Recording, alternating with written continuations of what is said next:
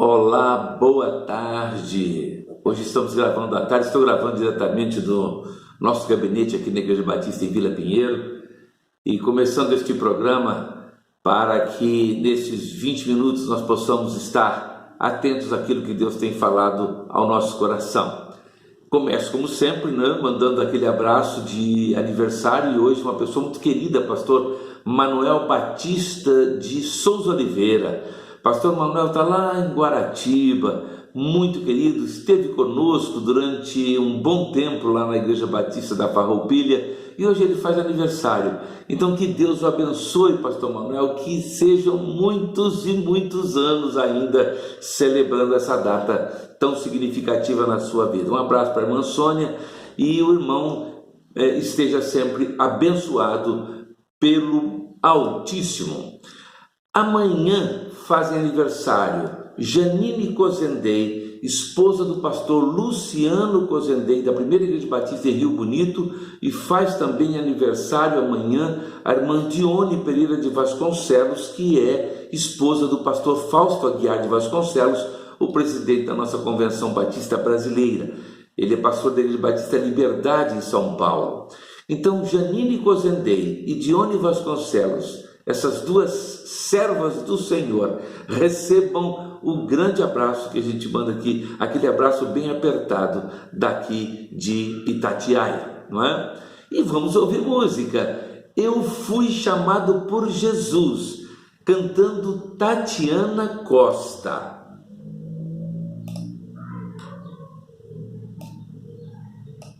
Eu fui chamado por Jesus e me entreguei de coração. Levarei também a minha cruz. Eu fui chamado por Jesus.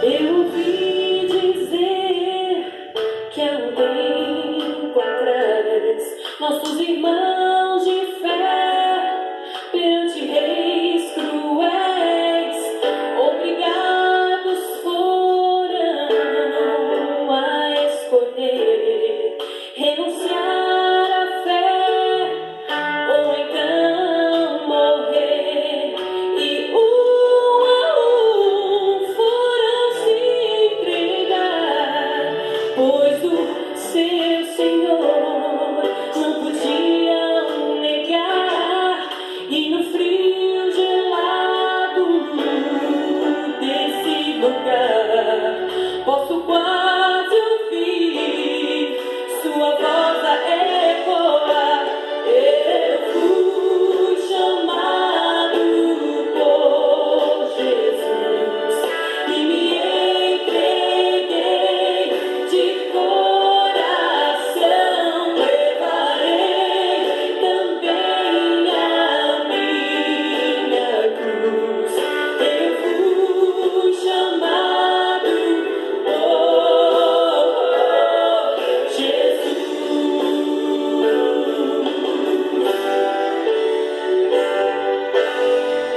Os anos vêm e vão e o tempo passou, mas a sua causa não morreu. Agora é nossa vez de abraçar a cruz, renunciar ao mundo e seguir Jesus. E vamos nos entregar toda nossa vida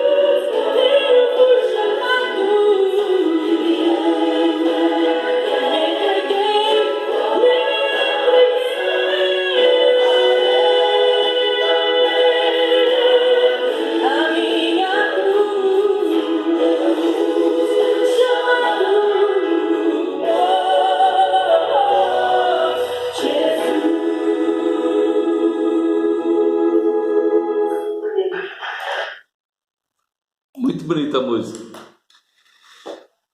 Hoje é um dia muito especial para mim e é um dia que até já botei um pequeno artigo, é o aniversário da minha mãe, então esse dia para mim é muito significativo.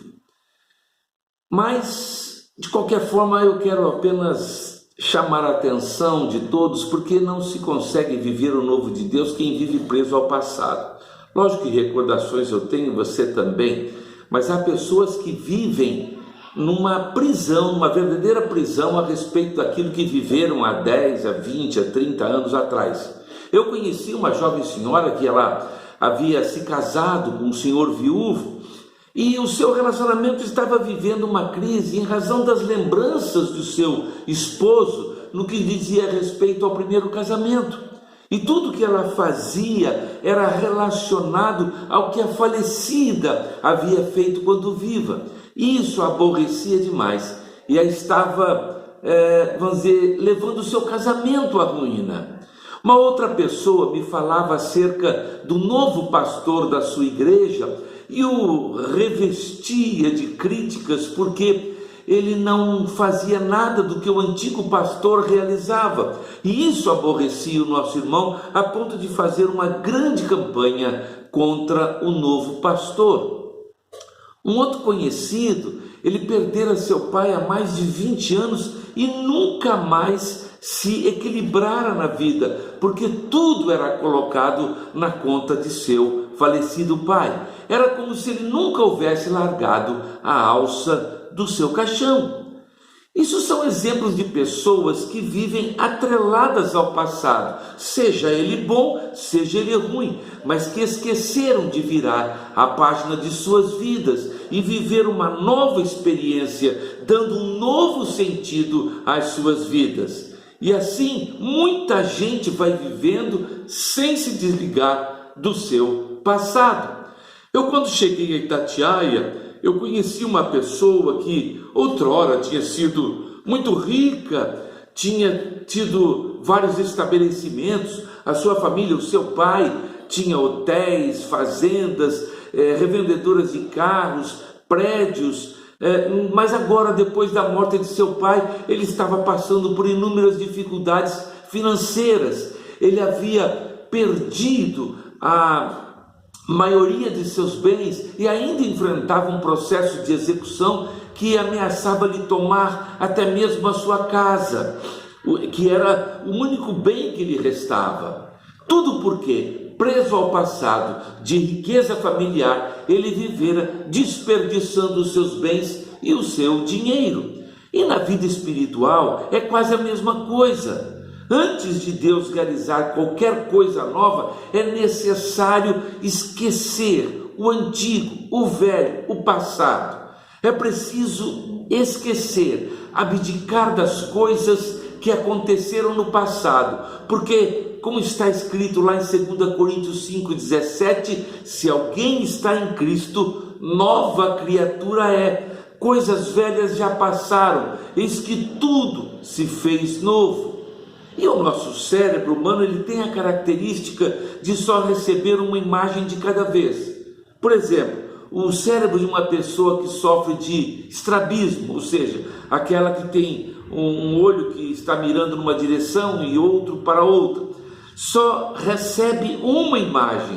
Um olho fica inutilizado, pois o cérebro não consegue receber duas imagens ao mesmo tempo. E assim, quem está com sua mente voltada para o passado não consegue enxergar o futuro. E é por isso que, antes de Deus dizer que estava para fazer coisas novas, estabeleceu um pré-requisito, que está lá no versículo 18: esqueçam o que se foi, não vivam no passado. Isso nos lembra a história da esposa de Ló, que ao olhar para trás, a sua caminhada terminou. Essa história está lá registrada em Gênesis 19, a partir dos 26. O relato bíblico nos conta da ordem clara dada por Deus a eles: não deveriam olhar para trás. Mas mesmo assim, ela cometeu o erro de fazer o que não devia. portanto, olhando com saudade para o passado, ela perdeu o seu futuro. É imperioso que, ao contrário da atitude dessa mulher de Ló, temos que seguir o conselho do apóstolo Paulo, que está registrado em sua carta aos Filipenses 3, versículo 13. Ele diz assim: uma coisa faço, esquecendo-me das coisas que para trás ficam e avançando para as que diante de mim estão, prossigo para o alvo, para o prêmio da soberana vocação de Deus em Cristo Jesus. Então devemos esquecer as coisas ruins, as coisas antigas que não devem mais ocupar espaço em nossas mentes, e incluem sim coisas boas e coisas ruins. A palavra de Deus nos ensina a esquecer ambas as experiências e memórias, porque temos que viver um futuro. Podemos recordar o passado sim, mas não ficar presos e atrelados a ele. É natural pensarmos que devemos esquecer apenas até as coisas ruins, né? Mas a Bíblia acaba de nos ensinar que tudo passou e tudo se fez novo. Tenha sido bom, tenha sido mal, ficou para trás.